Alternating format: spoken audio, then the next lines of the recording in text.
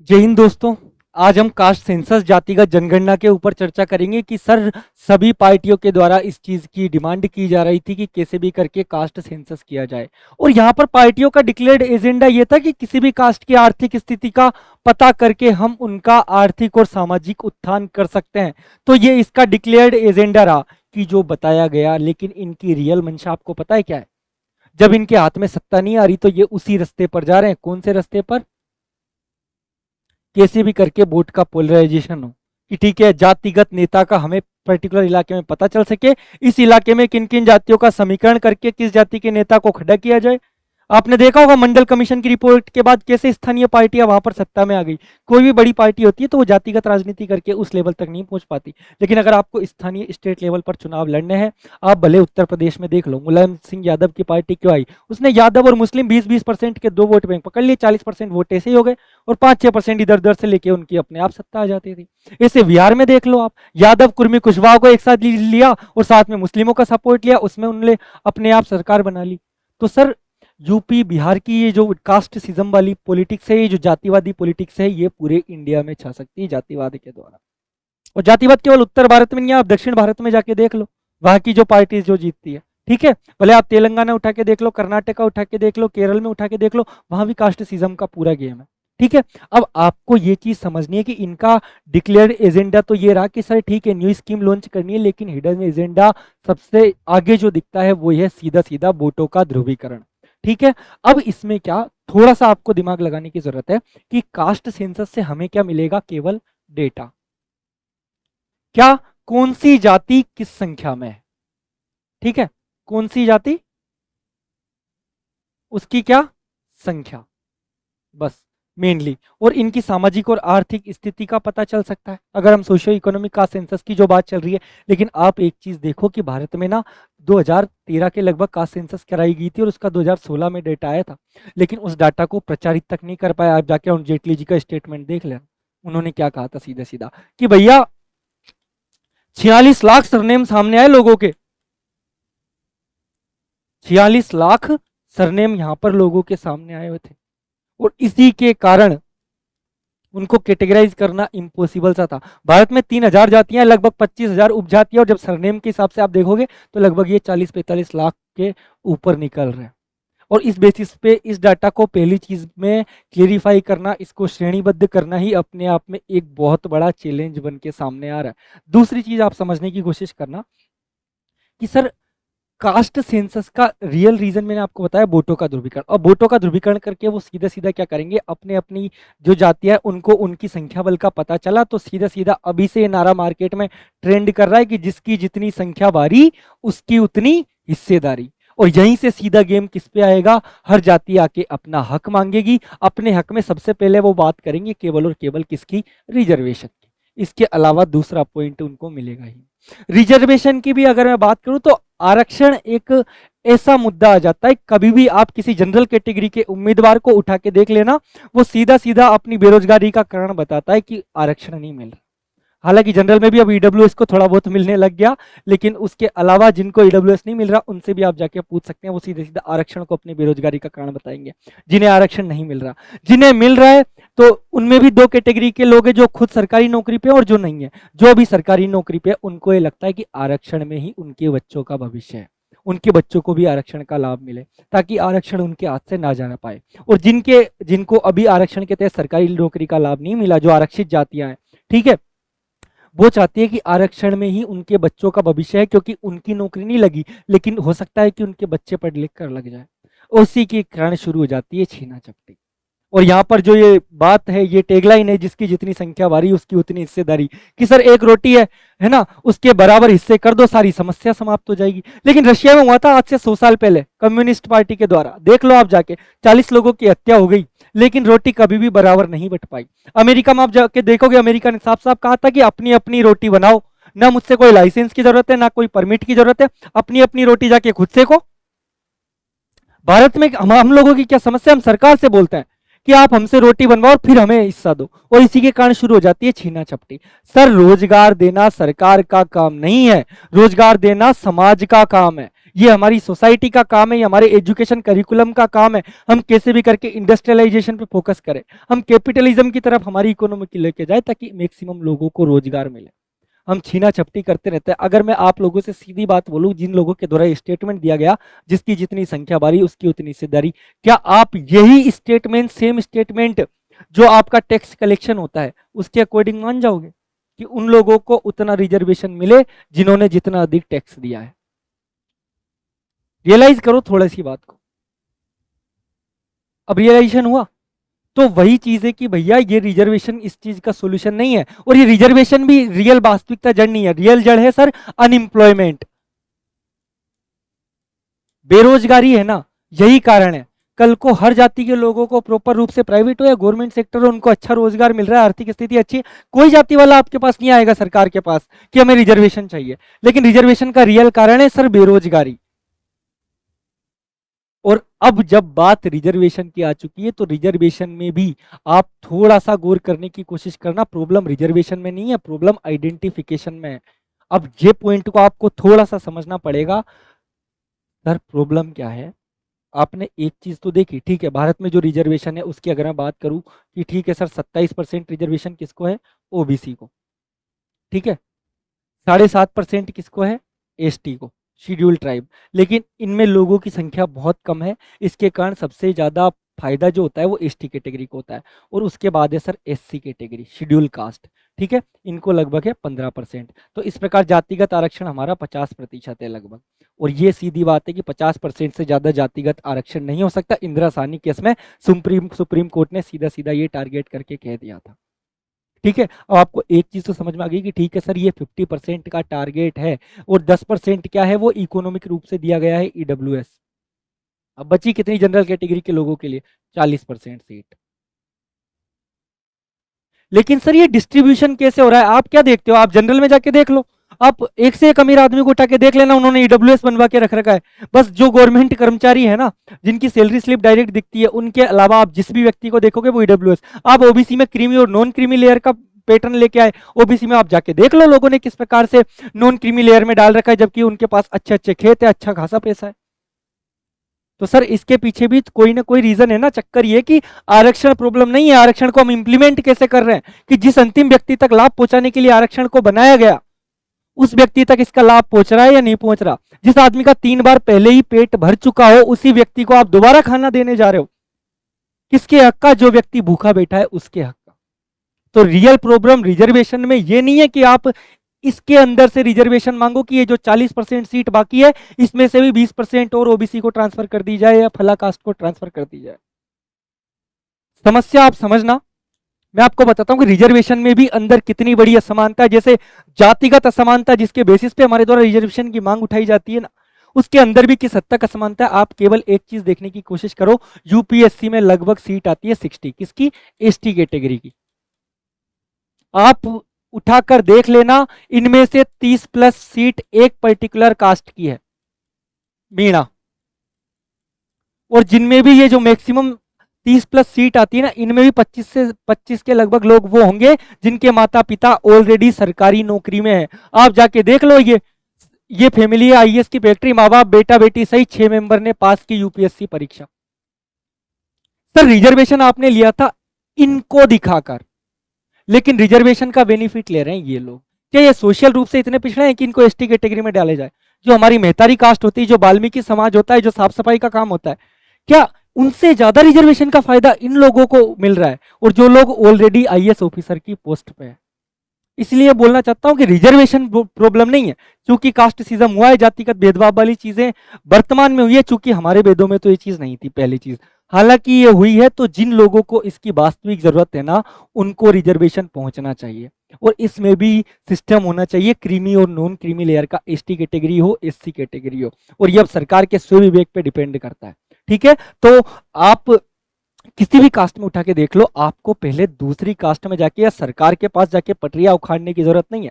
आपको आपकी ही कास्ट के जो चुनिंदा लोग हैं, जो आज आरक्षण का आपके बदले का हिस्सा लेके बैठे हैं, उनसे पहले डिमांड करनी है कि आप कैसे भी करके अपने आरक्षण को छोड़ सकते हो क्या। क्या आप अपने समाज के लिए इतना बलिदान कर सकते हो कि आपको आज आपकी सोशल और इकोनॉमिकल पोजीशन अच्छे खासे लेवल पे हो चुकी है तो इसी कैटेगरी के अन्य युवा इसका फायदा ले सके? देख लेना, सब लोग अपने पांव पीछे सरका लेंगे। और यही कारण है, हर किसी को अपना हक दिखता है, कर्तव्य देखने कोई नहीं आता। देश की जीडीपी में मैं कितना योगदान दे रहा हूं, मैं कितना टैक्स भर रहा हूं, टैक्स में आप देख लो हर जगह की चोरी चलेगी। बिजली कंपनी को आप जाके देख लो, किसी भी गांव में आप जाके देख लेना, लोग कौन सा बिजली का बिल भरने आते हैं। इवन वो बिजली कंपनी के जो लोग भी आते हैं ना, उनको पीट पाट कर भगा दिया जाता है। सरकार खुद फंड करती है बिजली कंपनियों को ताकि आपके घरों में बिजली पहुंचे। और हमारे देश की सबसे बड़ा दुर्भाग्य यही रहा कि हम लोग कर्तव्य पूर्ति से ज्यादा अपना हक मांगने आ जाते हैं। ठीक है, तो मेरा बोलने का मतलब यही था कि सर रिजर्वेशन को किस बेसिस पर इंप्लीमेंट किया जाए, इसकी फोटो दिखाकर अगर ये आरक्षण का लाभ ले रहा है तो वो आरक्षण कतई सही नहीं है, क्योंकि ये जो लोग हैं इनकी पोजीशन आज भी वही है। सर मैंने आपको साफ बताया ना कि एसटी कैटेगरी के भारत में लगभग लोग हैं 10 करोड़ और उसमें से मात्र 0.25, अब मीणा कैटेगरी कितनी है 0.25% बस जनसंख्या में। लेकिन रिजर्वेशन का कितना परसेंट इनने लिया है यूपीएससी में 50%, और वो भी मीणाओं में भी किन्ने, जिनके माता पिता पहले से अधिकारी हैं, जिनके माता पिता पहले से कलेक्टर हैं, वो लोग आरक्षण का लाभ ले रहे हैं। तो समस्या यहां पर आके खड़ी हो रही है। तो पहले जो आरक्षण में हम ऊपर की चेन में जाके मांगते हैं ना कि ये जो 40% वाला हिस्सा बचा है इसमें से भी और आरक्षण दो, वो करने की जरूरत नहीं है। आप ओबीसी में उठा के देख लो, ओबीसी की सीधी गणित है कि ओबीसी को 27% आरक्षण है, लेकिन इसका जो 90% बेनिफिट है, 90% फायदा है, वो केवल 1/4 समुदाय ले रहा है। तो ये जो आरक्षण की उसी लेयर के अंदर, उसी जाति के अंदर, ओबीसी के अंदर, एसटी की एसटी के अंदर, एससी की एससी के अंदर जो क्लासिफिकेशन है उनको ढंग से किया जाए, पता किया जाए किस जाति को कितनी जरूरत है, ताकि समाज के जो पिछड़े लोग हैं जिनके लिए हमने आरक्षण को बनाया था और जो बाबा साहब भीमराव अंबेडकर का खुद सपना था कि समाज के उस पिछड़े वर्ग को आरक्षण का लाभ मिल पाए, इनमें भी वही गेम हो रहा है जैसे जातिगत भेदभाव में चलता था। अब आपको कुछ पैटर्न समझ में आ रहा है जो मैं आपको बताने की कोशिश कर रहा हूं। ठीक है, अब मेन चीज यह है कि हमारे ना जातिगत सिस्टम को लेकर सबसे पहले प्रहार किया जाता है हमारे हिंदू धर्म पर। ठीक है, और इसी के कारण ये सब किसके द्वारा, ईसाई जो मिशनरीज हैं, क्रिश्चियन मिशनरीज हैं, उनके द्वारा ये सारा काम किया जा रहा है। और सीधा सीधा जातिगत कहा जाता है कि हिंदू धर्म में जातिगत भेदभाव है। ये जो हमारा हिंदू धर्म है इसको टारगेट किया जाता है किसके लिए, जातिगत भेदभाव के लिए। और इसी के कारण लोगों को मजबूर किया जाता है कि या तो आप क्रिश्चियन धर्म अपनाओ, कुछ जगह बुद्धिज्म का भी कॉन्सेप्ट चलता है कि बौद्ध धर्म अपना लो, वहां कास्टिज्म नहीं है। लेकिन सर क्या आपने हिंदू धर्म के वेदास को पढ़ा है, क्या आपने उपनिषदों को पढ़ा है? इसके लिए ये जाति प्रथा का उद्भव कैसे हुआ, इसके इतिहास पर आपको थोड़ा सा जानना पड़ेगा। और सबसे पहले जैसे हमारे वेदों में ये चीज बताई गई, ठीक है, लोग कहते हैं कि ऋग्वेद में ये चीज बोली गई कि ब्राह्मण का जन्म ब्रह्मा जी के मुख से हुआ है, क्षत्रियों का जन्म ब्रह्मा जी की भुजा से हुआ है, ये कमर वाले और पेट वाले हिस्से से किसका हुआ है सर, वैश्यों का जन्म, और शूद्रों का जन्म हुआ है ब्रह्मा जी के पैरों से। इसमें सर कोई भी हायरार्की नहीं है। सनातन धर्म में कोई चीज बोली गई है तो वो सोच समझ के बोली गई है। इनका मतलब यह कि ब्राह्मण वो होगा जो मुख से काम करेगा, मतलब वेद सुनाएगा। और इसमें यह नहीं था कि ब्राह्मण बाई बर्थ होगा। जो भी व्यक्ति वेदों को पढ़ने में इंटरेस्टेड है, those who are intellectual are Brahmins. समझना इस चीज को, क्या जो इंटेलेक्चुअल है, जो बुद्धिजीवी है, वो ब्राह्मण है सर। लेकिन ये नहीं है कि जो ब्राह्मण है वो इंटेलेक्चुअल हो जाएगा, वेद में ये कहीं भी नहीं बोला गया। ठीक है, आपके उपनिषदों में ये बात कहीं भी नहीं बोली गई कि जो ब्राह्मण है वो ऑटोमेटिकली इंटेलिजेंट हो जाएगा, क्योंकि ब्राह्मण यहां पर कोई कास्ट नहीं थी, ये क्या थी, वर्ण। और श्री कृष्ण ने भी गीता में कहा है कि चतुर्वर्ण्यम मया सृष्टम, कि मेरी जो सृष्टि है ये 4 वर्णों में बांटी गई है। तो ब्राह्मण का काम है सर वेदों को सुनना सुनाना। क्षत्रिय वो होगा जिसकी भुजाओं में ताकत होगी, जो रक्षा का काम करेगा। इसीलिए इसके जन्म को सिंबॉलिक रूप से बोला गया भुजाओं से। वैश्य का काम है कलेक्शन का, पैसे का कलेक्शन हो, सामान का कलेक्शन हो, अन्न का भंडारण हो, ये सारा काम किसके द्वारा, वैश्य के द्वारा। और परिश्रम का काम, जो हमारे पैर हैं वो सबसे ज्यादा श्रम करते हैं। हम पूरे दिन में जब भी हम थकते हैं तो सबसे पहले अपने पैरों को जाके पकड़ते हैं रात में कि आज सर्वाधिक श्रम किया। तो जो सबसे ज्यादा परिश्रम का काम था, जो खेती बाड़ी से लेके अन्य काम थे, वो सब काम किसके द्वारा किए गए सर, शूद्रों के द्वारा। समझने की कोशिश करना। और दूसरी चीज यहां पर ना, अब कुछ लोगों को क्या ये परसेप्शन बता दिया गया कि देखो ऊपर का हिस्सा है तो ब्राह्मण इसमें हायरार्की में है हिंदू धर्म के अकॉर्डिंग, ठीक है, उसके नीचे क्षत्रिय आ जाते हैं, उसके नीचे वैश्य आते हैं, शूद्रों को नीचे की कैटेगरी में।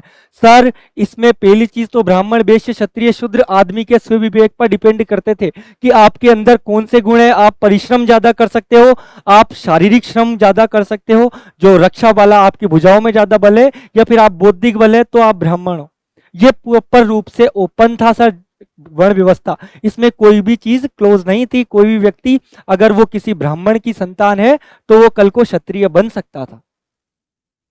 समझ में आया? आप देख लो जाके उठा के, यार सर रावण रावण तो किसी ब्राह्मण की संतान था ना, वो राक्षस कैसे बन गया अंत में? और इतिहास में तो आपको ऐसे ढेरों एग्जाम्पल देखने को मिल जाएंगे, ठीक है। तो पहली चीज तो यह है, और दूसरी चीज यह है कि सर शरीर का कोई भी अंग कमजोर या एक दूसरे से बड़ा नहीं होता। शरीर के हर अंग का बराबर महत्वपूर्ण है, क्योंकि इनमें से एक भी अंग ना हो तो शरीर काम नहीं कर सकता। जितना इंपॉर्टेंट आदमी के मुख का है उतना ही इंपॉर्टेंट आदमी के पैरों का है। समझ में आया आपको? तो सनातन व्यवस्था में जो ये चीज बोली गई थी ना कि इनका मुख यहां से, तो वो सिंबलिक रूप में था, पहली चीज। दूसरी चीज यह कि यहाँ के बेसिस पे कोई भी आदमी छोटा बड़ा नहीं था, सब लोगों को बराबर अधिकार थे, सब लोग बराबर व्यवस्था पर थे, क्योंकि शरीर के हर अंग का इंपॉर्टेंस समान होता है। शरीर का कोई भी अंग एक दूसरे से बड़ा छोटा नहीं होता, ठीक है। दूसरी चीज पे आप आओ। अब हमारी जो वर्ण व्यवस्था थी वो 4 पार्ट में थी, ब्राह्मण वैश्य क्षत्रिय और शूद्र, ठीक है। अब देखो, अब ब्राह्मण को जाके देख लो सर, किसी को भी पढ़ाने के लिए शिक्षा देने का आप उच्चतम काम कर रहे हो, लेकिन आप अपना पेट भर रहे हो भीख मांग कर। भीख मांगने से ज्यादा घृणित कार्य कोई नहीं हो सकता। ये काम ब्राह्मणों ने किया है, किसके लिए? वर्ण व्यवस्था को चलाने के लिए। क्षत्रियों की मैं बात करूं तो केवल रोटी और दाने की जगह अपनी जान की कुर्बानी कर देना। आपको मैं दुनिया भर की दौलत दे दूं, आप जाके दे दो अपनी जान। जान देने का रुतबा कुतबा हर किसी में नहीं होता सर, हर किसी में उतनी हिम्मत नहीं होती सर। और इसी के कारण ये काम दिया गया किसको? क्षत्रिय उनको कहा गया जिन्होंने अपनी जान दिया के समाज की रक्षा के लिए। समाज की रक्षा के लिए जिन्होंने दुनिया भर की खाक छानी कि परिवार को छोड़कर एक गांव से दूसरे गांव जाकर ट्रेड करना है, पूरे दिन भर लगे रहना है, ये काम किसे किया सर? क्षत्रियों ने। और पूरे समाज का पेट भरने का काम, ठीक है। समाज के अंदर सबसे अधिक परिश्रम का काम, समाज की अर्थव्यवस्था की रीढ़ की हड्डी कौन कहलाए सर? शूद्र। और तब जाके हमारी ये वर्ण व्यवस्था चलती थी। यहां पर पहली चीज, कोई भी जाति बड़ी छोटी नहीं थी, सबका काम बराबरी पर चलता था। क्योंकि पहले आपको पता था, पहले चलता था बाल्टर सिस्टम, सांटा पद्धति। पहले पैसे या मोहर नहीं होती थी उस समय पे कि पैसों पे ट्रेड चल रहा हो। उसके पहले किस चीज के बेसिस पे ट्रेड चलता था कि एक सामान के बदले दूसरा सामान, इसने इसको गेहूं दिया तो इसके बदले इस व्यापारी ने इसको कोई इसके काम की चीज दे दी, इसने इसकी रक्षा कर ली तो उसके बदले में इसने इससे गेहूं ले लिया, ठीक है। उसके बदले में इसने इससे ज्ञान दे दिया, ज्ञान के बदले इससे रक्षा हुई, इससे सामान मिल गया। उस बेसिस पे सांटा पद्धति कहलाती थी। तो यहाँ पर जिस आदमी के पास गेहूं है और जिसके पास सोना है ना, दोनों की बराबर औकात है, क्योंकि मनी का मेजरमेंट तो है नहीं। और इसी वजह से ये चारों वर्ण आपस में बराबर थे, इनमें कोई भी बड़ा या कोई भी छोटा नहीं था। और ये ओपन थे, आपके पास पूरी स्वतंत्रता थी कि आप अपने खेती का व्यवसाय चुनोगे तो आप शूद्र हो जाओगे, आप रक्षा करने का व्यवसाय चुनोगे, आपके भुजाओं में अगर दम है आप क्षत्रिय हो जाओगे, आपके अंदर अगर बौद्धिक पावर है, आपके अंदर अगर वाक सम्मोहन है, आपके अंदर बोलने की कला है, ब्राह्मण हो जाओगे। आपके अंदर अगर व्यापार को समझने का दिमाग है, आपके अंदर अगर चीजों के गणितीय ज्ञान है, तो आप क्षत्रिय हो जाओगे, वो वैश्य हो जाओगे। और इसी बेसिस पे हमारी वर्ण व्यवस्था चलती थी। लेकिन हुआ क्या कि जैसे ही इस्लामिक इन्वेडर्स भारत में आए ना, हुआ क्या, सबसे पहले इस्लामिक इन्वेडर्स क्या करते थे कि जो भी महिलाएं थी हमारे जो सनातन समाज की, उनको उठाकर ले जाते थे और उनके साथ गलत व्यवहार, गलत कृत्य किया जाता था, उनका बलात्कार किया जाता था, लोगों की हत्याएं की जाती थी। और इसी के कारण भारत में पहली चीज आई ट्रेडिशन में, क्या? बाल विवाह। बाल विवाह सनातन ट्रेडिशन में आपको पहले देखने को नहीं मिलेगा, लेकिन कारण क्या था कि जो इस्लामिक इन्वेडर्स आए थे, ये जो मुगलों ने भारत पर आक्रमण किया था, ठीक है, और इसके कारण क्या हुआ कि हिंदू लोगों को अपनी बच्चियों को बचाने के लिए उनका कम उम्र में विवाह कर दिया जाता था। और जब कोई विवाहित स्त्री है उसके प्रति सामने वाले का इतना आकर्षण नहीं बसता, इस वजह से इनका बाल विवाह करवा दिया जाता। दूसरी चीज आपने देखा होगा, पहले हमारे जो फेरे होते थे, बारात होती थी, वो दिन में आती थी, लेकिन इस्लामिक इन्वेजन के बाद, ये जो मुगलों के आक्रमण के बाद की, ये क्या करते थे कि भरे मंडप से बहू दुल्हन को उठा के ले जाते थे। उसके कारण हमने क्या किया कि रात में बेटियों को विदा करना शुरू किया। हम रात के अंधेरे में चुपके से शादी करने लगे। और चूंकि एक पीढ़ी की जो काम होते हैं 2-3 पीढ़ियों तक सतत चले, तो चौथी पीढ़ी को लगता है वो अपने आप परंपरा है। और तब से हमें लगने लग गया कि अपने आप ठीक है। आज भी हमारी कोई भी शादी आप उठा के देख लो, 99% बारात रात के समय जाती है, 99% फेरे हैं वो रात के समय होते हैं। तो इसका रियल रीजन ये था सर, ठीक है। और दूसरी चीज क्या हुई कि जैसे ही इस्लामिक इन्वेडर्स आए, इन लोगों ने क्या हमारी संपत्ति को लूटा। तो जो हम अर्बन इलाके में रहते थे, जो शहरी इलाके में लोग रहते थे, वो ग्रामीण इलाकों में भागे, क्योंकि इनकी संपत्तियों को लूट लिया जाता था, इनकी बहन बेटियों को उठाकर ले जाते थे, रूरल इलाके में लेते। अब रूरल इलाके में जब लोग रहते थे, तो उस समय क्या हुआ, उनमें से भी कुछ लोग जिनको वहां भी, क्योंकि वहां पर ज्यादा जनसंख्या हो गई, वहां से वो निकल के जंगल की तरफ चले गए, जिनकी आर्थिक स्थिति थोड़ी कमजोर थी। और जब वो जंगल में गए, तो जंगल में आपको पता है कई सारी संक्रामक बीमारियां उनको घेर लेती है, क्योंकि जंगल में रहने के वो लोग इतने आदी नहीं थे। और उस समय आपको पता है कई सारे ऐसे रोग चलते थे जिनकी दवाइयां नहीं हो करती, जैसे चेचक उठा लो।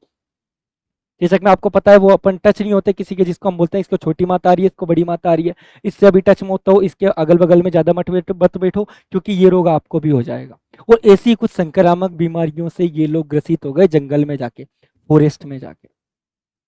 वो इसी के कारण इन लोगों ने क्या किया कि यार आज हम बीमार है। आपने ये चीज देखी होगी ना, कोरोना में कोई व्यक्ति खुद को आइसोलेशन में रख लेता था जिसको कोविड हो गया। वैसे के वैसे इन लोगों को जब बीमारियों ने घेर लिया, तो इनने कहा कि हम जो आने, क्योंकि पहले के जमाने में जो ट्रेड है ना वो फॉरेस्ट के थ्रू होता था, तो इनने सीधी बात ये सोची कि हम लोग क्या करते हैं, ये जो भी लोग ट्रेडर्स आ रहे हैं ना, एक जगह से दूसरी जगह पर जा रहे हैं, ठीक है, इनके साथ संपर्क नहीं साधेंगे, ना इन्हें अपने यहाँ का कुछ पानी देंगे, ना अन्न देंगे, क्योंकि हम संक्रामक बीमारियों से ग्रसित है। ठीक है, आपके घर में पहले किसी को कोरोना हो रहा होगा, तो वो व्यक्ति ने कभी ऐसा नहीं किया होगा कि वो फ्रिज में से जाके बोतल उठा के आपको दे रहा है, नहीं दे सकता। क्यों? क्योंकि उसको पता है मैं बीमार हूं, अगला भी हो जाएगा। तो ये इन लोगों का बलिदान हुआ था सनातन समाज के लिए, कि इनने खुद को आइसोलेट करके रख लिया, ठीक है। और इन्हीं को बाद में क्या बोला गया सर, अछूत, अनटचेबल। बाकी अनटचेबल की परंपरा सनातन समाज की शुरू से कभी नहीं थी। समझ में आया आपको मैं जो बताना चाह रहा हूं? और यहीं से ये लोग अछूत कहलाए, जो जंगल में रहते थे, जो अलग कम्युनिटी। आज आज आप भी देख सकते हो, जो इस प्रकार के समाज थे जिनको हम अनटचेबल बोलते हैं, उनके घर आपको आज भी गांवों में साइड में मिलेंगे, दूर जंगल साइड। आप देख लेना, इनकी एक पर्टिकुलर कॉलोनी होती है जहां पर अन्य लोग नहीं जाते। ये केवल अपने ही इलाके से पानी भरते थे। क्यों? क्योंकि 2-3 पीढ़ियों तक इनको बीमारियों ने घेरा। और मैंने आपको साफ बताया, कोई चीज 2-3 पीढ़ियों तक सतत चलती है, उसके बाद वो अगली पीढ़ी की परंपरा बन जाती है। तो अगली पीढ़ी ने भी परंपरा रूप उससे उसको ही फॉलो किया। और इधर की जो पीढ़ियां थी, जो लोग रूरल अर्बन एरियाज में रहते थे, उनको पता था कि इनसे बीमारियां होती है, इन लोगों ने खुद उनको बता रखा था। लेकिन 2-3 पीढ़ी तक वो चली, तो चौथी पीढ़ी को इसका कारण तो पता नहीं रहा, लेकिन ये परंपरा हो गई कि उनसे जाके पानी नहीं मांगना, उनसे जाके अन्न नहीं मांगना, वो हमारे यहाँ के पानी के स्रोतों को टच ना कर ले। और इसी के कारण जो अछूतों वाली परंपरा थी वो सनातन समाज में एंटर कर गई। लेकिन इसका रियल रीजन हमारी समुदाय नहीं था, हमारी कम्युनिटी नहीं थी। इसका रियल रीजन था सर इस्लामिक इन्वेडर्स का आना। ये जो इस्लामिक देश है, इनके लोगों का भारत पर आक्रमण करना। समझ में आया आपको अछूत होने की प्रॉब्लम? तो इस सनातन समाज में केवल 4 वर्ण की बात थी, उसमें आपको ये अछूत वर्ण का कहीं भी जिक्र नहीं मिलेगा। दूसरी चीज, मैंने आपको एक चीज बताई, वर्ण व्यवस्था। समझना इस कॉन्सेप्ट को। वर्ण व्यवस्था, इसमें क्या थे सर, ब्राह्मण, वैश्य, क्षत्रिय और शूद्र। ठीक है, ये चारों अपने आप में बराबर थे। ये ओपन थी, किसी भी आदमी के पास चॉइस होती थी कि वो इनमें से कोई सा भी ऑक्यूपेशन चूज कर सके। और ये किस बेसिस पे थी? ऑक्यूपेशन पे, व्यवसाय कौन सा चुन रहे हो। और ऑक्यूपेशन भी किस बेसिस पे चुनोगे? आपके गुणों के बेसिस पे, कि आपके अंदर कौन सा गुण ज्यादा है, आपकी प्रतिभा कौन सी है। ये आपकी वर्ण व्यवस्था होती थी। और उसके बाद क्या होता था सर, एक चीज को, जैसे कोई कुम्हार है, कुम्हार के लोगों का ग्रुप एक साथ रहता था, ठीक है। तो एक विलेज में क्या होते थे, कोई भी एक पर्टिकुलर विलेज है, उसमें एक ही कम्युनिटी के लोग रहा करते थे सर, एक ही समुदाय के लोग। इस चीज को ना थोड़ा सा ध्यान से समझना। एक विलेज में एक ही कम्युनिटी, मतलब एक ही रोजगार, एक छोटे छोटे विलेज टाइप क्या कॉलोनियां हुआ करती थी छोटी छोटी, यो मान लो आप। ठीक है, छोटे छोटे गांव हुआ करते थे एक दूसरे गांव से 2-2 4-4 किलोमीटर की दूरी पर, कोई बहुत ज्यादा डिस्टेंस भी नहीं। अब इनमें क्या करता था, जब एक विलेज होता है ना जिसमें एक ही प्रकार के लोग रहते हैं, जैसे ये विलेज है इसमें केवल कुम्हार रहेंगे जो मिट्टी का काम करेंगे, उनको बोला जाता था ये एक जात के हैं, ये एक बिरादरी के हैं। तो यहाँ पर जात और बिरादरी उनकी बाई बर्थ नहीं थी, ये थी बाई ऑक्यूपेशन, कि ये एक ही टाइप का व्यवसाय करते हैं, ये एक ही जात के एक ही बिरादरी के। और यहीं से वर्ड आया था क्या सर, जाति एंड बिरादरी। तो जाति एंड बिरादरी का संबंध किसी भी जगह से इस चीज से नहीं था कि ये वर्ण व्यवस्था से बिल्कुल लिंक हो, कोई मतलब नहीं। इनका था सीधे सीधे विलेज या कम्युनिटी, एक समुदाय। तो यहां पर जाति जाति नहीं थी, ये थी एक समुदाय विशेष, कि ये एक टाइप के कुम्हार का काम करने वाले लोग एक साथ रहते थे। और इसका रीजन क्या था कि सर एक ही सोशल स्ट्रक्चर में रहेंगे, तो यहाँ पे मिट्टी का काम है वो एक जगह रहेगा। दूसरी चीजों का एक दूसरे से कोई भी औजार की हेल्प लेनी हुई, किसी काम की हेल्प लेनी हुई, उसके अलावा जो भी ट्रेड करते हैं इनमें ये लोग मिलकर अपने सामान को बेचने चले जाते थे। दूसरी चीज यहां पर कॉन्सेप्ट आएगा सर मैरिज का। अब मैरिज में क्या, पहले आपको पता है ना कोई भी ऑक्यूपेशन होता है, कोई भी व्यवसाय होता है, वो परिवार के लोग मिलकर करते थे। पहले ये नहीं था कि परिवार में केवल मेल काम करेगा, फीमेल केवल घर का काम करेगी, नहीं, पूरा परिवार किसी भी पर्टिकुलर काम में लगा हुआ होता था। तो इसमें किसी कुमार की कोई बेटी है, ठीक है, ये डॉटर हुई, उसने बचपन से कुमार का काम देखा है, उसने बचपन से घड़े बनाने का काम देखा है, तो उसका अपने आप उस चीज में इंटरेस्ट आ जाता था। क्योंकि उसकी स्किल इसी चीज से जुड़ी हुई होती थी, तो उसका जब विवाह करते थे तो ये सोच के किया जा सकता था, हालांकि विवाह करने में कोई पाबंदी नहीं थी, वो जाके किसी ब्राह्मण से भी विवाह कर सकती थी, क्योंकि ओपन था ये, बाई बर्थ नहीं थी, जन्म आधारित नहीं थी। लेकिन वो क्या सोचकर उसने उसी समुदाय के लोगों से शादी करती थी कि ये जो उसकी स्किल है, उसका जो रोजगार का काम है, वो सीधा सीधा इसके काम आ जाएगा। तो वो दूसरे कुमार की के सन से शादी कर लेती थी। अब आपको समझ में आया, ताकि जो उसकी स्किल उसने यहाँ पे सीखी वो यहाँ पर काम आ जाए। और इसी वजह से ये चीज जब 2-3 पीढ़ी तक चलने लगी तो ये एक तरीके से परंपरा रूप बन गई। यहां पर मैरिज यहां तक ओपन है, ध्यान रखना, लेकिन यही चीज अगर 2-3 पीढ़ी तक सतत चलेगी, उसी कम्युनिटी की है। क्योंकि कारण होता है किसी भी सोसाइटी के पीछे बस ये दो कारण थे, एक तो एम्प्लॉयमेंट, उसको रोजगार मिल जाता था, ठीक है, यहां से कोई घड़े बनाना सीख के गई है, वो दूसरे भी उसी घर में जाएगी तो वो घड़े बना सकते हैं। लेकिन कल को ब्राह्मण के घर में जाएगी, वो घड़े कैसे बनाएगी, उसकी स्किल तो खत्म हो जाएगी वहीं पे। इसी कारण वो उसी कम्युनिटी में शादी करते थे। पहली चीज रोजगार, दूसरी चीज कल को उसको कोई भी दिक्कत आती है तो सामाजिक सुरक्षा के तहत वो अपने ही समुदाय के लोगों के पास, अपने ही गांव के लोगों के पास आती थी। अपनी ही बिरादरी, गांव मतलब कॉलोनी, जिसमें एक ही टाइप के, एक ही ऑक्यूपेशन, एक ही व्यवसाय को करने वाले लोग रहते हो, उन्हीं लोगों के पास आएगी और वही उसको सोशल सिक्योरिटी प्रोवाइड करेंगे। क्योंकि पहले सर कोई इंस्टीट्यूशन नहीं थी जो आपको सोशल सिक्योरिटी प्रदान करे, कि कल को आपको कोई आर्थिक रूप से दिक्कत आ गई तो आपका LIC का बीमा रखा है जिससे जाके आप पैसे निकलवा सकते हो, या फिर आपको कोई जॉब चाहिए तो गवर्नमेंट का फॉर्म भर लो या किसी कंपनी में अप्लाई कर दो। कंपनियां नहीं होती थी पहले केवल काम चलता था स्किल पर, और स्किल कोई व्यक्ति कहां से सीखता था, अपने परिवार से। और इसी के कारण जब ये पैटर्न 2-3 पीढ़ी तक चला तो ये मैरिज वाला मामला क्लोज हो गया। समझ में आया, क्योंकि पहली पीढ़ी की गलती दूसरी तीसरी पीढ़ी में परंपरा बन जाती है, तो आने वाली पीढ़ियों को ये तो याद नहीं रहा कि इसका कारण क्या था, कि उसी कम्युनिटी में शादी करने का। बस उनको एक काम याद रहा कि हमारे समाज में दूसरी जगह जाके हम शादी नहीं करते। क्यों? क्योंकि उसके बेनिफिट ये थे कि भाई यहां से ही रोजगार मिल रहा है, यहीं से सोशल सिक्योरिटी मिल रही है। और यही चीज आज तक सतत रूप से चलती आ रही है, ठीक है। अब पहली, जबकि आज के समाज में इस चीज की कोई भी जरूरत नहीं है। क्यों नहीं है, इस चीज को समझने की कोशिश करना। आज आपके पास सोशल सिक्योरिटी प्रोवाइड करवाने के लिए LIC वगैरह है। आपको आपका समाज आज कहाँ हेल्प करने आता है, किस काम में आपके समाज ने आपकी हेल्प कर दी, आप जाके उठा लो किसी भी जगह को, ठीक है। दूसरी चीज, जॉब प्रोवाइड करने के लिए आपके पास गवर्नमेंट इंस्टीट्यूशंस है। पहले इंस्टीट्यूशंस नहीं हुआ करते थे, और इसी वजह से ये मैरिज व्यवस्था थी, ये एक कम्युनिटी से दूसरी कम्युनिटी में सही मायने में ठीक थी। लेकिन आज उस चीज की वास्तविक जरूरत नहीं है। समझ में आया आपको मैं क्या बोलना चाह रहा हूं? दूसरे पैटर्न को आप समझना। अब जब अंग्रेज आए ना,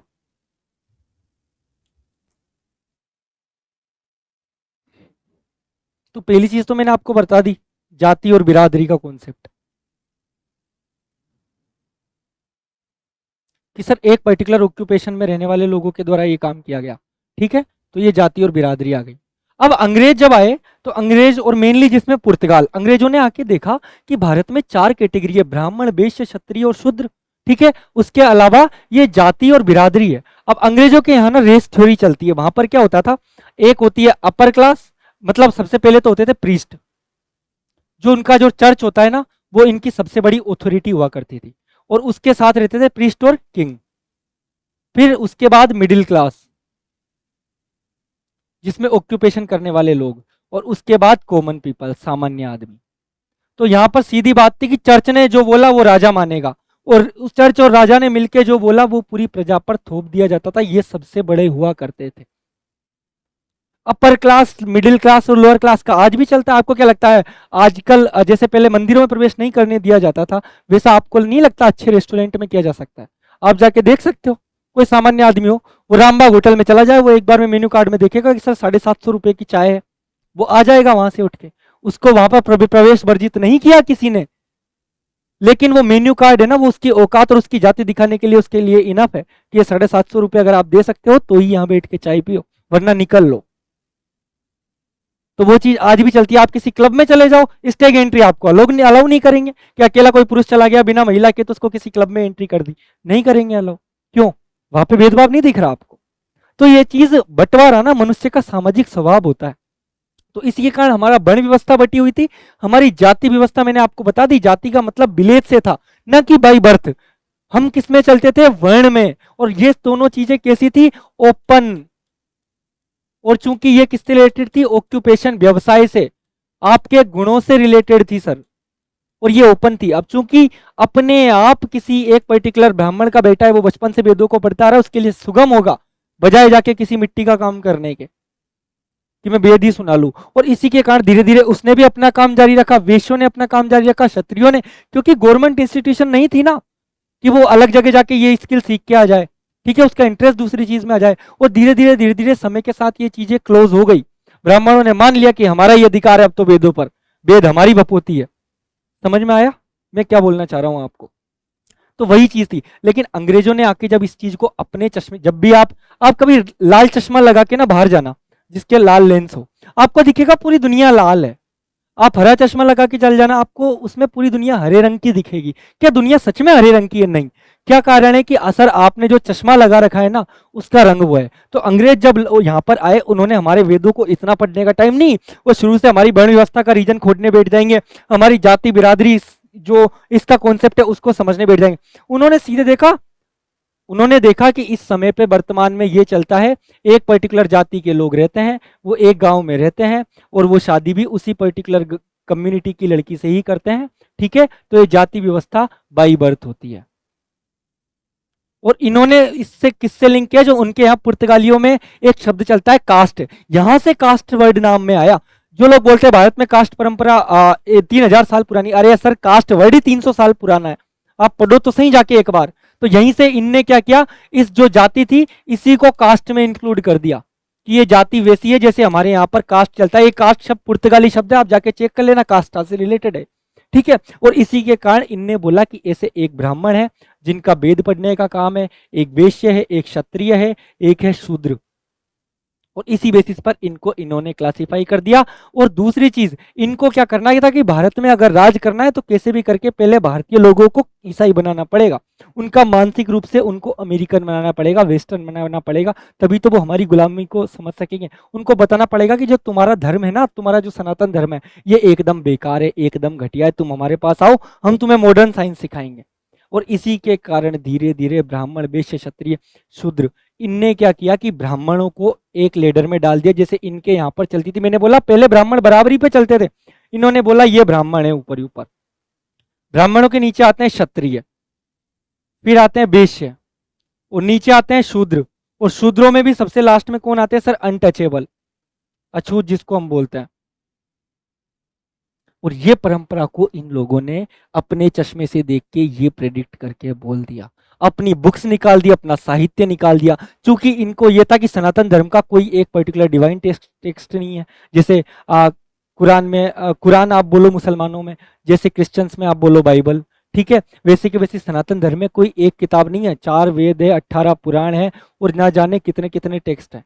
तो एक पर्टिकुलर टेक्स्ट इनको मिला नहीं जिसको ये टारगेट करें, है ना, इन्होंने उठा के जाके पकड़ा किसी मनुस्मृति को, और उस मनुस्मृति को भी डिस्टोर्ट करके, जो मैक्स मूलर नाम का अंग्रेज अधिकारी था उसने डिस्टोर्ट करके आप सबके सामने पेश कर दिया। और उसके बाद इनने क्या किया कि हिंदुस्तान समाज है ना, इसकी जो मेन धुरी है क्या, एक तो इनका डिफेंस और एक एजुकेशन, इनको बर्बाद करना है। तो पहले इनको टारगेट करो, तो टारगेट किया गया ब्राह्मण और क्षत्रिय वैश्यों को। इन्होंने कहा कि ना ये जो लोग हैं ना ये आर्य हैं, ये विदेश से आए हैं, इनका डीएनए विदेश का है। जबकि आप डीएनए का मैच करके देख लो मिडिल ईस्ट के लोगों का और ये भारत के आर्यों का, इनका डीएनए कहीं भी मैच नहीं होता। लेकिन इन्होंने आर्य इन्वेजन थ्योरी अंग्रेजों के द्वारा दी गई कि नीचे वालों को बताया गया कि तुम्हारा जो शोषण है, क्योंकि इनको नहीं पता कि इस्लामिक इन्वेडर्स के कारण हम अनटचेबल हुए हैं, इनको बताया गया कि ये तुम्हारे सनातन धर्म और सनातन धर्म के जो ऊपर की जातियां हैं इनके कारण हुई है। जबकि ये जाति प्रथा की ये जो जड़ें हैं आप देख लो, यहां तक शूद्र कैटेगरी तक भी कोई आदमी अनटचेबल्स को टच नहीं होता था। आप तो बात करते हो केवल ब्राह्मणों की, केवल क्षत्रियों की, लेकिन वैश्य भी इनके टच नहीं होते थे। और मुंशी प्रेमचंद का तो एक बहुत तगड़ा वाक्य कि भारत में हर छोटी से छोटी जाति अपने से भी छोटी जाति देख लेती है। अब अपनी जाति में देखने लग जाओ, हम तो फलाने सनाड्य ब्राह्मण है, वो गौतम ब्राह्मण है, वो हमसे नीचे होते हैं। आप वैश्यों में जाके देख लो, क्षत्रियों में जाके देख लो, इवन शूद्र में आके जाके देख लो, शूद्रों में कई कास्ट है, वो लोग देख लो आप, किसी भी अनटचेबल जो हमारी मेहतारी कास्ट होती है, जिस वाल्मीकि समाज होती है, उनके घर में जाके खाना खाते हो तो, उनके घर का पानी पीते हो तो, उनके टच होते हो तो। अब तो खैर ये चीज बिल्कुल कम हो गई, अब तो होते हैं टच वगैरह, लेकिन आज से 30-40 साल पहले भी आप चले जाओ नहीं होते थे। तो सर ये केवल सनातन धर्म ब्राह्मणों की बपोती नहीं है, लेकिन अंग्रेजों ने क्या किया, जानबूझ के बताया कि इस लेडर में ब्राह्मण ऊपर है, इस पिरामिड में शूद्र नीचे ही नीचे है। और इसी प्रकार इनने क्या किया कि इनको तो टारगेट करके बताया कि ये बड़े हैं, ये विदेशी हैं। आपके शोषण का कार्य इस्लामिक इन्वेडर्स नहीं, ये ब्राह्मण क्षत्रिय और वैश्य थे, और इन दोनों को आपस में लड़वा दिया। और धीरे धीरे आपको याद होगा जैसे मुसलमानों में के लिए उन्होंने पृथक निर्वाचन का कॉन्सेप्ट लाए थे। पृथक निर्वाचन किसको जन्म देता है सर? पृथक निर्वाचन जन्म देता है सर अलगाववाद को। किसको? अलगाववाद को। कि भाई हिंदू, मुस्लिम, क्रिश्चियन और सिख, तो ये मुस्लिम अगर इलेक्ट जो खड़ा हो रहा है, चुनाव निर्वाचक जो खड़ा हो रहा है ना, अगर वो मुस्लिम है ना तो उसको वोट केवल कौन देंगे? मुस्लिम। तो वो क्या अन्य समाज के लोगों की सोचेगा? नहीं सोचेगा। और इसी के कारण बाद में एक देश बन गया पाकिस्तान। अंग्रेजों ने यही चीज रखी थी कब? जब पूना पैक्ट से जस्ट पहले दलितों को जब पृथक निर्वाचन दे लिया गया। अंग्रेजों का यह प्लान था कि अब पहले हिंदू मुसलमान को तोड़ा, अब क्या करना है हमें? दलितों को हिंदुओं से तोड़ना है, क्योंकि हमें पता है 40% आबादी लगभग दलितों की है। तो इन्होंने दलितों को क्या दिया? पृथक निर्वाचन। और इसी की वजह से महात्मा गांधी भूख हड़ताल पर बैठ गए थे कि पूरे जो एक तो अछूत की परंपरा है ये हमेशा के लिए अमर हो जाएगी और हिंदुस्तान टूट जाएगा खंड खंड में अगर दलितों को अलग कर दिया तो। और यहां पर ही मैं मानना चाहूंगा कि अंबेडकर और जिन्ना में फर्क यहीं से आता है। जिन्ना ने क्या किया? खुद का स्वार्थ चुना कि एक देश का प्रधानमंत्री बन जाऊंगा, अपने देश के लोगों को ले गया। लेकिन बाबा साहब ने ऐसा नहीं किया। बाबा साहब ने बस एक ही बात बोली थी कि मेरे समाज के लोग हैं जिनके साथ आज भेदभाव होता आ रहा है, उनके साथ भेदभाव नहीं होना चाहिए, उन्हें आप समाज की मुख्य धारा में जोड़ दो, मुझे अपने लिए नहीं चाहिए। नहीं तो अंबेडकर जी के पास भी ऑप्शन था कि वो अपना एक अलग से कंट्री बना के दलित भाइयों को साथ लेके, और वो क्या करते? एक अलग कंट्री बना के उसका प्राइम मिनिस्टर बन के रहते। लेकिन उन्होंने वो नहीं चुना। वो पूना पैक्ट पे गांधी जी के साथ राजी हो गए कि गांधी जी मुझे अपने लिए कोई पद नहीं चाहिए, मुझे केवल क्या चाहिए कि ये जो जिन लोगों के साथ अन्याय हुआ है ना, भले देखो अंबेडकर जी ने केवल दलितों के लिए काम नहीं किया, महिलाओं के लिए भी उन्होंने उतना ही काम किया। तो समाज के जो पिछड़े हिस्से पे जो लोग थे उनको ऊपर लाया जाए, उनको समाज की मुख्य धारा से जोड़ा जाए। और यही अंबेडकर और जिन्ना में फर्क था। आई होप आपको अब जाति प्रथा से रिलेटेड कुछ क्लैरिटी आई होगी आपके दिमाग में। तो ये अंबेडकर है जिनको आज भी हम ग्रेटेस्ट ऑफ गोट बोलते हैं ऑल टाइम, और ये जिन्ना रहा। और इसी की वजह से आज पाकिस्तान है जो इतने दर्द झेल रहा है केवल इस आदमी के स्वार्थ के कारण।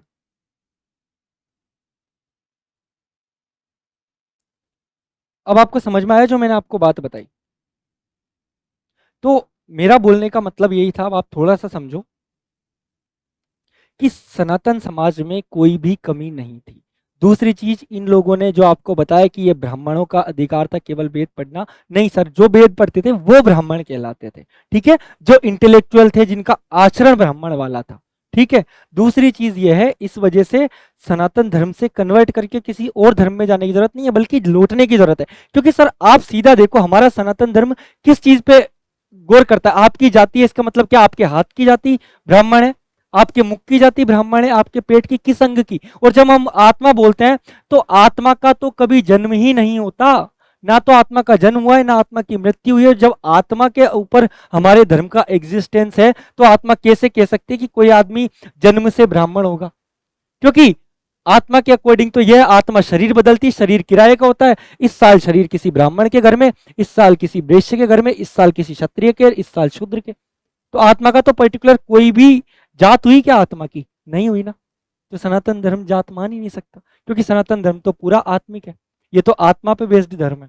तो सनातन धर्म में ये जात का कॉन्सेप्ट आ ही नहीं सकता।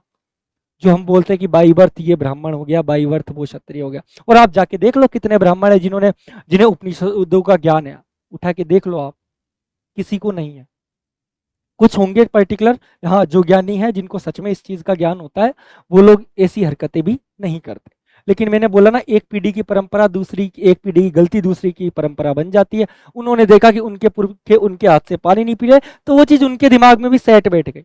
और इन्होंने देखा कि ये लोग हमारे हाथ का पानी नहीं पीते, कारण की तरफ किसी ने गौर नहीं किया कि इसका रियल रीजन क्या था, कि इस्लामिक इन्वेडर्स के कारण कौन कौन सी कुप्रथाएं हमारे समाज में ऐड हो गई। आज हम कुप्रथाओं पे वार करते हैं, लेकिन कुप्रथाओं पे वार करने से पहले हमें यह देखना चाहिए कि इस कुप्रथा पर जिस तरीके से हमें वार करना है, पहले उसका रीजन पता चले कि वास्तविक रीजन कहाँ था। इसलिए अछूत परंपरा के लिए, कास्टिज्म के लिए सनातन धर्म को दोष दिया जाता है। सनातन धर्म जबकि ऐसी कोई बुराई है ही नहीं। मैंने बोला ये आत्मा पे बेस्ड धर्म है, और आत्मा शरीर बदलती रहती है, और आत्मा का ना कभी जन्म होता है। जिसका जन्म नहीं हो उसकी जात हो कहाँ से सकती है?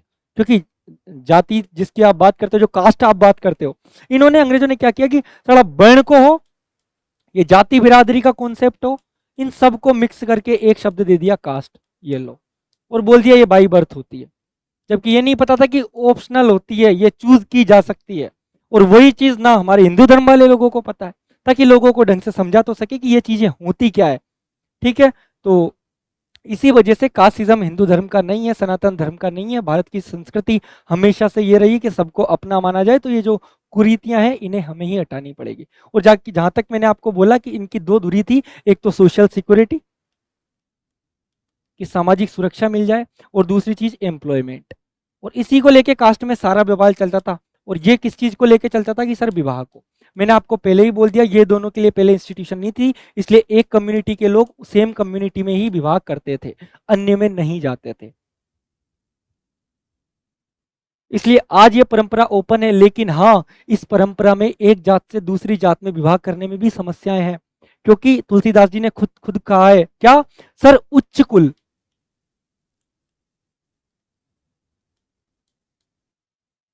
अरे यार, हाई क्लास मान लो, या ये उच्च कुल का, उच्च कुल का पुरुष है ना, वो उच्च कुल की नारी से ही विवाह करे। इसका मतलब यह है कि इनकी जो परवरिश हुई है, ठीक है, इनकी परवरिश ऐसे कि ये वेजिटेरियन है, ये आस्तिक है, ये अहिंसक है, हिंसा नहीं करते, इनमें बोलने के मैनर्स हैं। तो वैसे के वैसे ही परवरिश वाली नारी से विवाह किया जाए उसका। ऐसा ना हो कि ये पुरुष हो गया शराबी, ये नारी हो गई बेचारी सही, तो इन दोनों का विवाह कर दिया जाए, नहीं।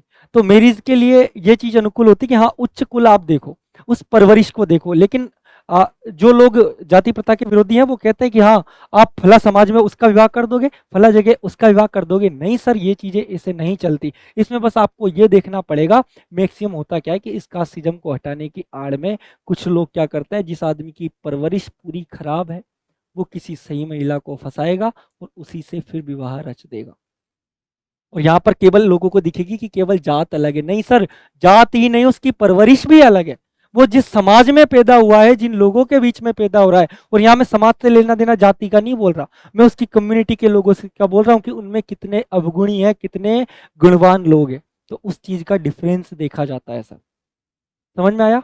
तो वो वाली चीज है। बाकी ये जाति व्यवस्था हमारे सनातन समाज की नहीं है, और हमें इसके बेकाबू में भी नहीं आना कि हम कन्वर्जन की ओर लौटे, हम एक दूसरे के प्रति उतनी नफरत करें। हमें ये देखना पड़ेगा, हमें वेदों को समझना पड़ेगा, हमें वेदों की तरफ लौटना पड़ेगा। और तभी हमें हमारे सवालों का सही जवाब मिलेगा। जो भी गलत धारणा है, ये मुगल इन्वेडर्स हो या फिर मेनली अंग्रेज हो, मुगल इन्वेडर्स के कारण ये कुप्रथाएं ऐड हुई, अंग्रेजों ने इन कुप्रथाओं को हमारे सनातन धर्म से लिंक करके रख दिया, जबकि सनातन धर्म में ऐसा कहीं भी नहीं था। ठीक है, धन्यवाद।